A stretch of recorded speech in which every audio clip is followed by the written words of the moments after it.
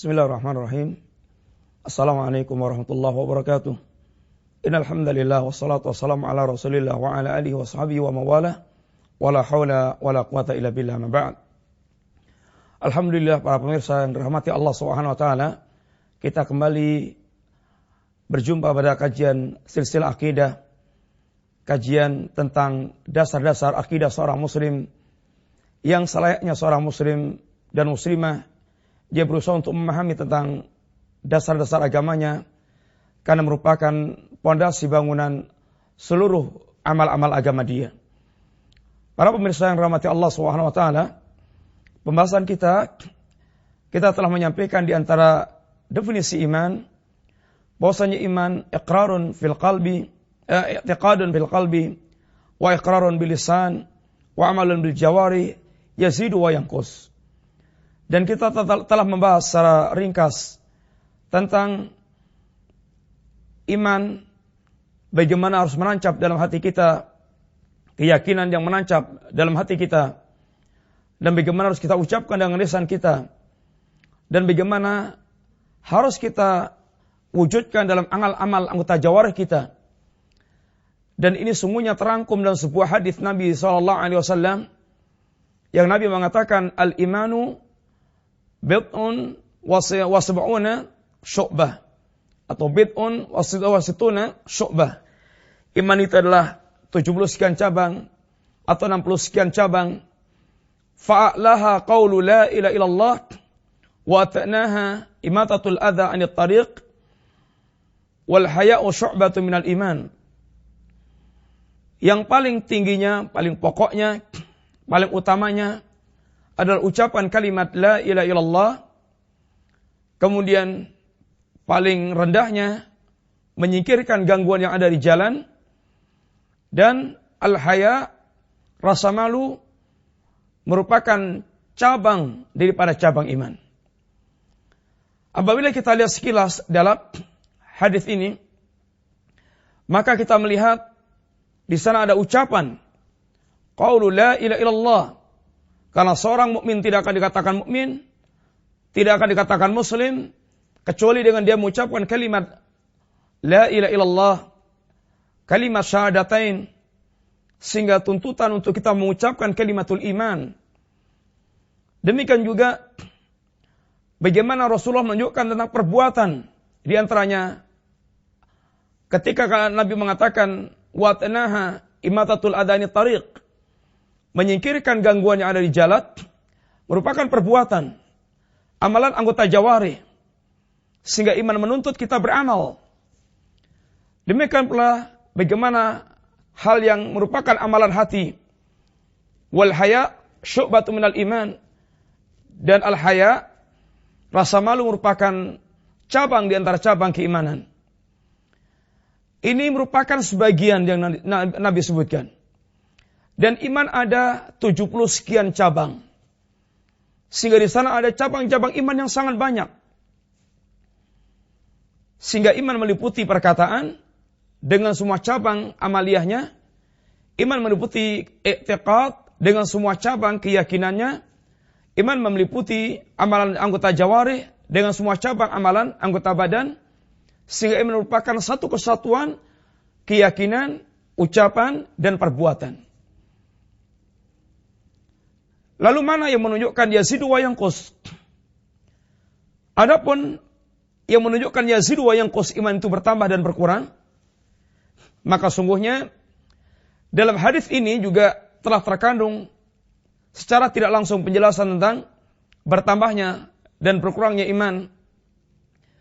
Karena sebagaimana Rasulullah memberikan tamsil dan Allah SWT memberikan tamsil tentang iman bagaikan syajarah thayyibah, pohon yang baik.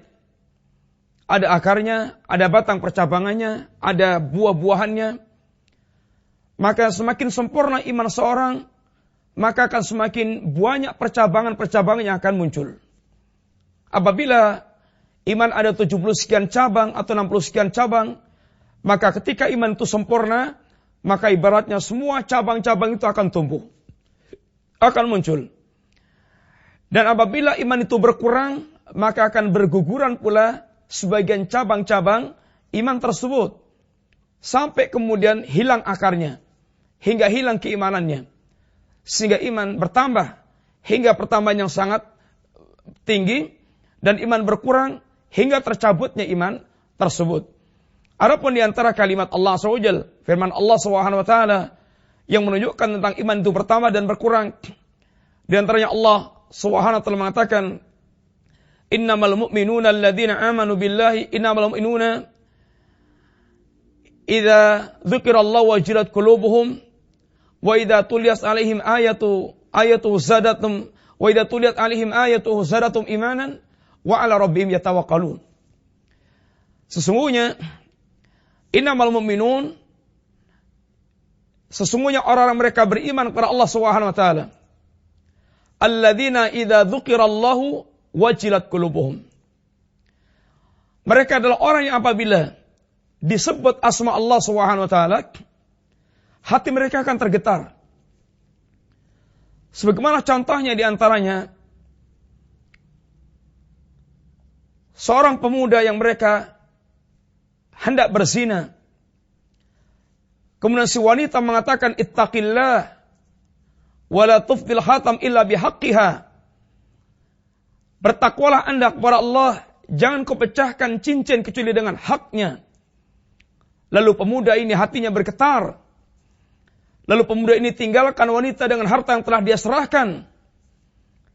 Maka saat ketika dia sedang terjebak di goa, lalu dia berdoa kepada Allah SWT dengan mengingat amalan tersebut. Ya Allah, seandainya amalan itu aku lakukan semata karenamu, maka bukakanlah pintu goa. Yang kita ambil sebagai syahid atau sebagai pembahasan dalam riwayat tersebut, bagaimana laki-laki ini dia tergetar hatinya saat disebutkan asma Allah SWT. Demikian pula wa idza tuliyat alaihim ayatuhu zadatum imanan. Ketika dibacakan kepada mereka ayat-ayat Allah Subhanahu wa taala, iman mereka bertambah. Sehingga di sini Allah menunjukkan zadatum imanan.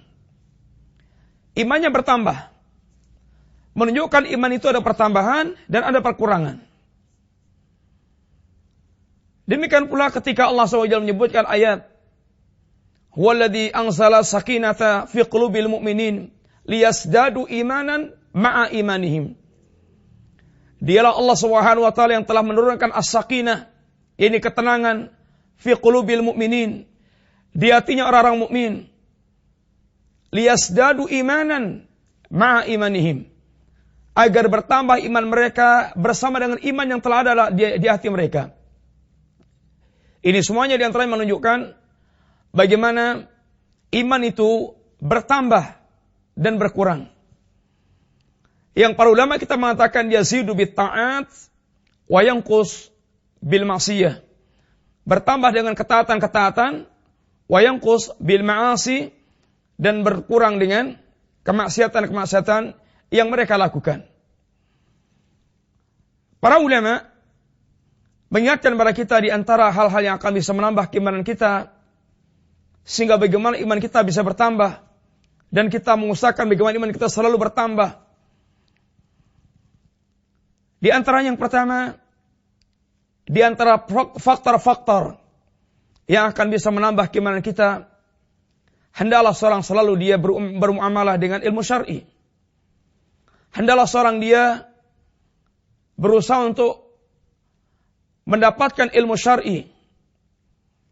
Karena ilmu ini merupakan kehidupan iman dan merupakan penyubur iman. Ibaratnya air yang akan menumbuhkan tanaman iman menjadi lebih subur dan lebih berbuah dan lebih sempurna dalam pertumbuhannya. Sehingga bagaimana Allah Subhanahu wa taala menyebutkan tentang ilmu dalam ayat Al-Qur'an, Allah katakan ilmu dengan atau wahyu atau risalah dengan an-nur dan dengan ar-ruh. Ilmu bagaimana Allah menyebutkan risalah dengan ar-ruh di antaranya. Sesuatu yang akan menghidupkan keimanan.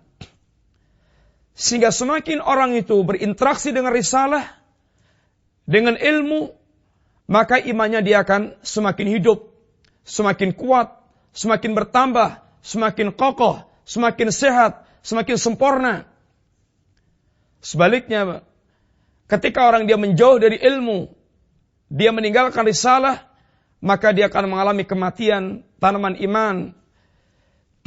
Rasulullah SAW ketika memberikan tamsil atau menerangkan tentang risalah yang Allah turunkan, innama mathalu ma ba'athani Allahu bihi minal huda wal ilmi kamathali ghaithil kathir asaba ardan. Perumpamaan antara petunjuk dan ilmu yang Allah turunkan, yang Allah mengutus dengannya, yang Allah mengutus aku dengannya. Ini mengutus Rasulullah dengan ilmu dan petunjuk tersebut, dengan risalah. Kamathali ghaithil kathir asaba ardan. Seperti air hujan yang menimpa tanah. Sehingga air hujan ini sifatnya akan memberikan kehidupan, akan menghidupkan. Sehingga bumi yang tadinya nampak tandus kering, dengan turunnya air hujan, maka akan tumbuh, akan nampak hijau, sehingga tampak kehidupan. Sehingga ilmu ini akan menghidupkan keimanan dan akan menyempurnakan keimanan. Dan hilangnya ilmu, jauhnya seorang dari ilmu, merupakan kegelapan hidup dan kebinasaan yang akan dia dapatkan.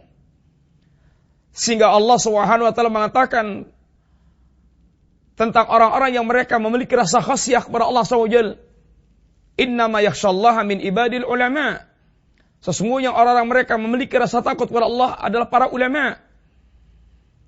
Allah SWT bagaimana mengkaitkan antara munculnya rasa khasyah, rasa takut yang benar kepada Allah SWT dengan para ulama.